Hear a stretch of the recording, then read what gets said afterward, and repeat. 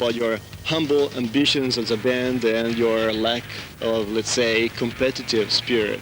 Is that right? And if so, were you able to keep this frame of mind even in this business and for so long? Never really been into sports, and sports is like competitive. Music has absolutely nothing to do with competition. As you can see, as you can see by the soccer, the football we were kicking around out there, you can tell none of us are too much into sports, except for this guy.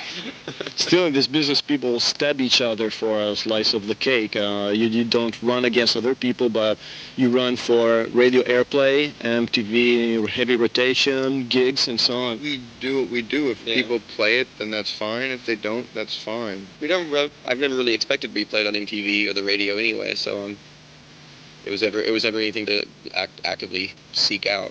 If they play it, it's ice cream on the cake. If they don't play it, we just got dry cake. Tasty, nonetheless. Has all the attention and the media and public attention around the grunge phenomenon changed you as people or as a band? I don't know, probably you got fans chasing you around in Seattle or stuff like that? Not in Seattle. The only thing we changed our life was we got to make a little bit of money. Yeah. More than we probably would have been able to without any kind of grunge revolution. Viva la revolution. I read an old interview of yours where I don't remember who of the band said that you're never going to sell out recording with Butch Vig. Is that part of selling out as far as you're concerned? That was probably more of a joke than anything else. That was probably taken literally.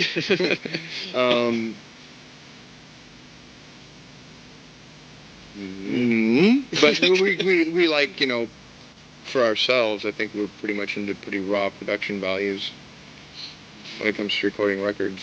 We like them to sound pretty much live. I think I've heard sometime back of the band splitting up. Was there any truth? Did you actually split up? That's a really long time ago, but I went to college. I went back to college, but we never really split up because while I was at college, we actually ended up still doing a record. So we didn't tour for like a year. Were you able to graduate at last? Nope.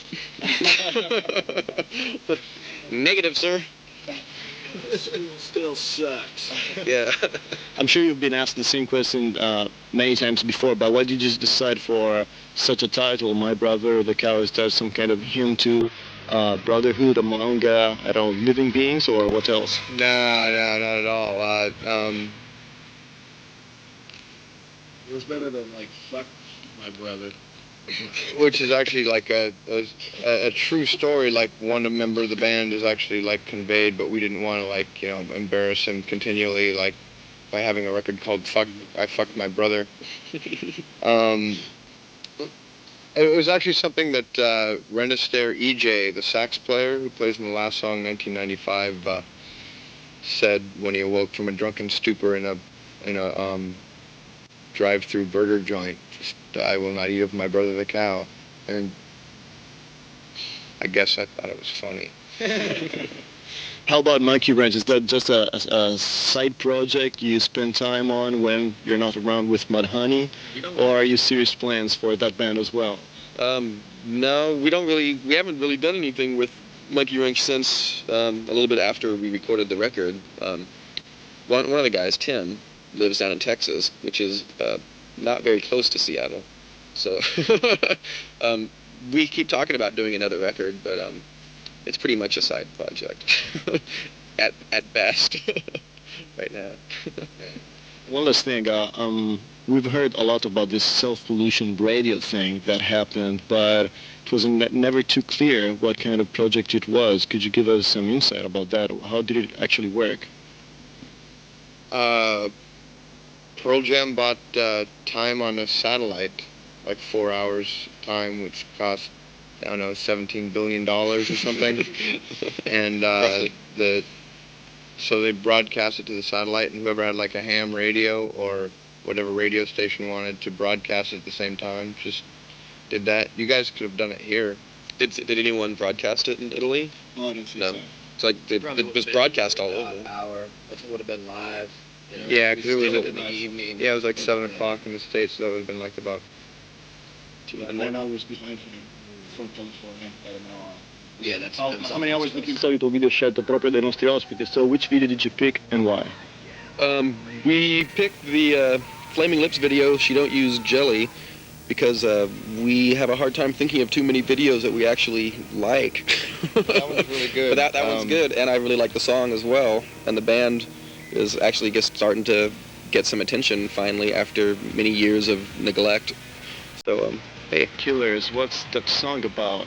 Fearless Dr. Killings. It's about a poor man who was brought up in a strict church upbringing and kind of went berserk and decided to kill a doctor. Which is not so unusual in the States. I've heard a lot of the pro-life maniacs doing stuff like that. Yeah, but it's still pretty unusual. I mean, it doesn't happen every day, thank God. Yeah. Or, I mean, blame God.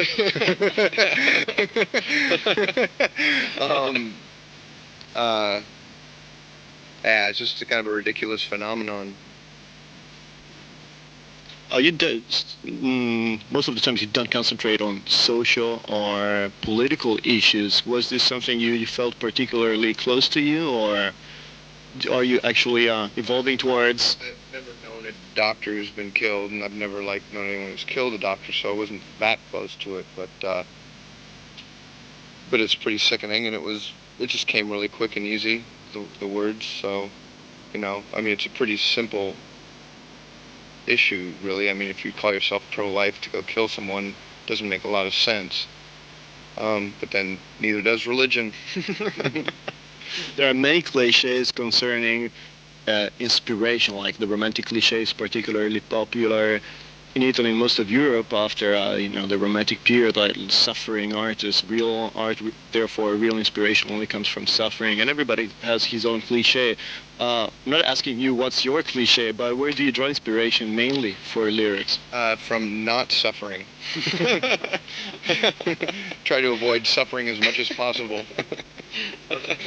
Torture artist, he tortures himself. Hot sticks him.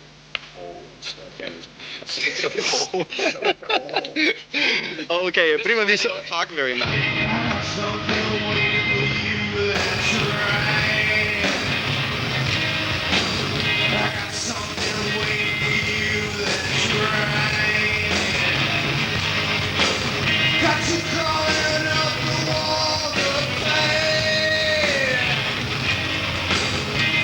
Something